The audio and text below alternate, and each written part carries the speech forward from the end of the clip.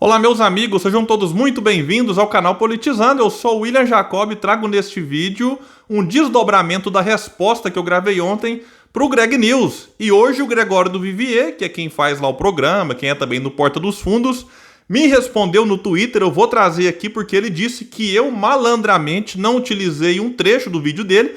Então eu vou trazer esse vídeo aqui e explicar por que eu não coloquei ele antes e dar então as devidas explicações sobre esse trecho e, claro, não vou perder a chance de fazer uma provocação aqui. Mas antes eu quero pedir a sua ajuda para que se inscreva no canal, ative as notificações e, se gostar do vídeo, deixa o like.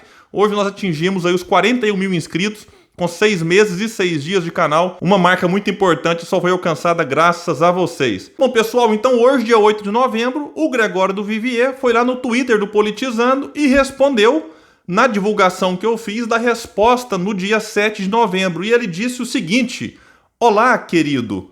Ciro equivaleu os dois. Tá falando aqui de Lula e Bolsonaro. Sim, no vídeo que mostrei no Greg News. Entre parênteses, um caminho entre os extremos. Parte essa que você, no caso eu, malandramente escolheu não mostrar no seu vídeo. Se Ciro desmentiu a si mesmo depois, que bom. Agora não venha dizer que eu menti. Bom, e eu confesso que quando eu vi a resposta dele, a coisa estava pegando fogo no Twitter já. Muita gente entrando e argumentando pro Gregório: olha, realmente o Ciro não faz a tal da falsa equivalência, que foi um equívoco dele. E aí apareceu, claro, alguns defensores do que ele estava colocando, algo muito comum no Twitter. Bom, vamos lá então, vou colocar o trecho aqui que ele disse que malandramente eu não coloquei. Esse discurso de que existem dois extremos, dois polos, todos os dois são terríveis, é o mesmo discurso do Ciro desde 2018. Nosso país precisa de liderança, nosso país precisa de achar um caminho equilibrado, um caminho que a gente possa tirar os extremos dessa coisa e tentar ver se a gente ajuda o Brasil a crescer. O extremo que ele está dizendo aí, na época, não era nem o Lula, era o Haddad. Extremo, o Haddad. É a guerra da terceira via contra o quê? A ciclovia, se for. Bom, meu querido Gregório do Vivier, por que eu não usei esse trecho no primeiro vídeo? Você diz aqui que o Ciro se referia ao Haddad. Eu nem tenho certeza, porque ele não tem data e a gente não sabe se, nessa altura do campeonato, o PT ainda insistia na candidatura, que era uma farsa total, do Lula. Todo mundo sabia que não podia ser. O Lula estava condenado em segunda instância. Não vou entrar no mérito da condenação. Estava condenado. Não tinha tempo hábil de reverter aquilo. E todo mundo sabia que ele não podia ser, mas o PT achou que o povo é idiota. Apresentando Lula é Haddad, Haddad é Lula. Então nem sei de quem que o Ciro falava aqui. De todo jeito, independente de quem fosse, aquela eleição era marcada por qual sentimento? Antipetismo, que foi reforçado com a farsa criada pelo PT. E naquele momento a sociedade estava dividida entre antipetismo e o petismo. E muita gente, como eu, você, Gregório do Vivier, declarou voto no Ciro, apostava numa alternativa, que é o que o Ciro se apresentava. Então aqui não dá para dizer que essa fala do Ciro coloca o Lula na extrema esquerda, como alguns candidatos da direita querem. Alguns falam sim que o PT é extrema esquerda. Os banqueiros que o digam, né? Nunca ganharam tanto dinheiro como no governo Lula. Bom, talvez ganharam agora no governo Bolsonaro. Vamos esperar acabar para depois fazer uma comparação. Só uma informação que eu trouxe em outro vídeo que vale a pena. O PT pagou, enquanto esteve no poder, 4 trilhões e mais uma querelazinha aqui a mais para os rentistas. Enquanto isso, jogou 322 bilhões, importantíssimos, no Bolsa Família, e muita gente chama o Lula de pai dos pobres, quando na verdade talvez o mais correto seria o pai dos banqueiros, o pai dos rentistas. Mas vamos voltar para um outro ponto. Vamos supor, agora só um exercício de imaginação, que o Ciro, beleza, considera Lula e Bolsonaro extremos. Isso quer dizer que eles sejam iguais? Então eu não coloquei esse trecho porque para mim é uma coisa tão óbvia que eu tô assim surpreso de ter que vir aqui num outro vídeo ter que explicar isso. E digo mais, o Ciro estava numa rádio tentando se apresentar como uma alternativa naquela eleição. Enfim, eleição extremamente ruim de debater ideias, projetos, o Ciro insistindo nisso, pedindo pelo amor de Deus, vamos ter um pouco de paciência e olhar fora desses ódios e paixões que Lula, com a farsa, e o PT de um lado e Bolsonaro de outro, alimentavam. Então esse é um ponto importante para a gente pensar. Agora, se o Gregório me acusa de malandramente não colocar esse trecho, eu poderia, uma pergunta que eu faço aqui, porque nas minhas respostas eu tento ser extremamente respeitoso, eu poderia dizer que malandramente o Gregório não utilizou trechos atuais, de agora, de semana retrasada, em que o Ciro faz questão de diferenciar Lula e Bolsonaro enquanto pessoas, tratando aqui de diferenças profundas, embora Ciro tenha divergência com os dois, divergências que não igualam, é bom sempre destacar agora, né? Por que o Gregório não utilizou isso? Será que foi um artifício malandramente utilizado para tentar colocar o Ciro como malvado nessa história? Alguém que ousa criticar o São Lula? Que o Gregório sabe que merece as críticas, mas é que agora tá todo mundo nesse negócio de que, não é hora de criticar o Lula e o PT. Que é isso? Então, para refrescar um pouco a memória do Gregório, na resposta 1, eu já coloquei um vídeo do Ciro com o Rica Perrone. E eu destaquei lá, o Rica é alguém que tem antipatia ao PT. Então era um ambiente confortável para o Ciro descer a lenha no Lula e igualar um ao outro. Mas eu não vou repetir aquele vídeo aqui. Vou trazer um outro do Ciro na Globo News, diante do Roberto Dávila. Ali era um outro ambiente que talvez o Ciro poderia, falar, não, são iguais, mesma coisa, não tem diferença nenhuma.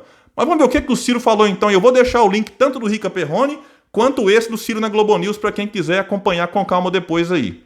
O Brasil precisa de discutir duas coisas muito centrais: o modelo econômico e o modelo de governança política. Com clareza para mim. Então, veja bem, é evidente que qualquer brasileiro minimamente sério sabe que o Lula é muito diferente do Bolsonaro. Opa, Gregório, corre aqui, ó. E digo mais, Reinaldo Azevedo. Vou falar de um conterrâneo meu aqui, não sei se nasceu, mas mora na minha cidade.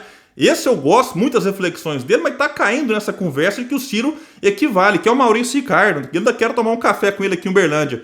Mas pelo amor de Deus, gente, vamos acompanhar um pouco mais o Ciro fora das manchetes. Fora, às vezes, de um tweetzinho aqui, outro ali, ou de um corte mal feito que é divulgado. Olha isso aqui. Vamos voltar aqui de novo um pouquinho. E o modelo de governança política. Com clareza para mim. Então, veja bem, é evidente que qualquer brasileiro minimamente sério sabe que o Lula é muito diferente do Bolsonaro. Do ponto de vista do respeito ao rito democrático, é uma diferença fundamental e isso é muito importante, não é pouco importante.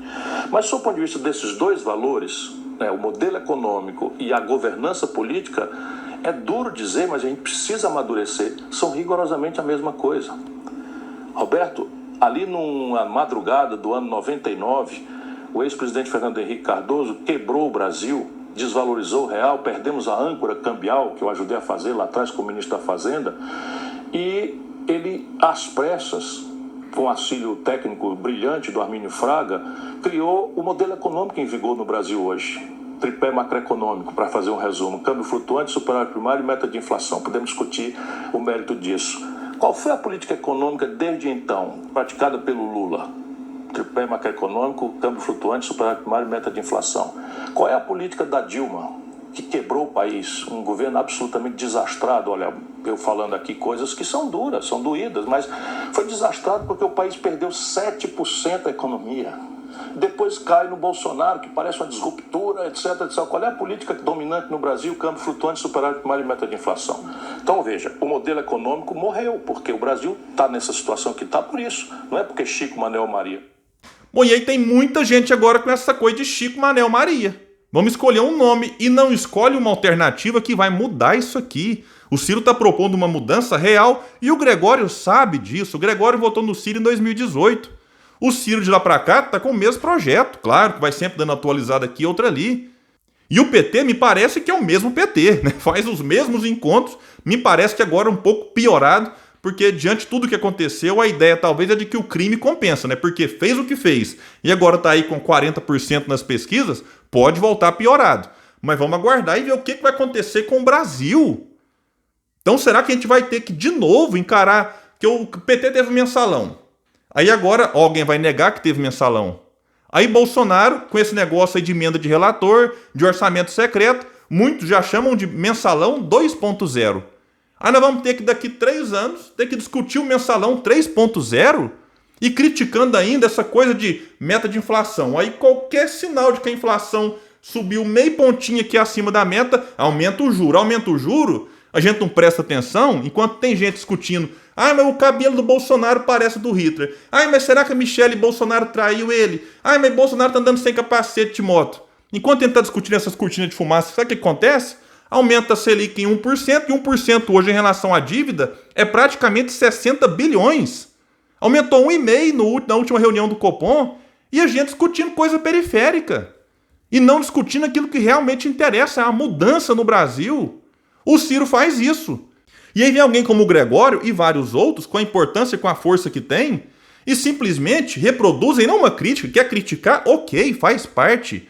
Ninguém é obrigado a gostar do Ciro, ninguém é obrigado a concordar 100%, mas usar um tamanho do espaço que ele tem ali para dizer que o Ciro equivale, coloca como iguais Lula e Bolsonaro, tem que ter um pouco mais de responsabilidade nisso, porque isso aqui é uma mentira que está sendo reproduzida por ele. E naquela treta no Twitter veio alguém e disse que o Gregório, por exemplo, parece que não se incomodou muito com a comparação que a Gleisi Hoffmann, presidenta do PT, fez em relação ao Ciro em julho de 2021, quando disse: Ciro Gomes está competindo com Bolsonaro na mentira e na baixaria.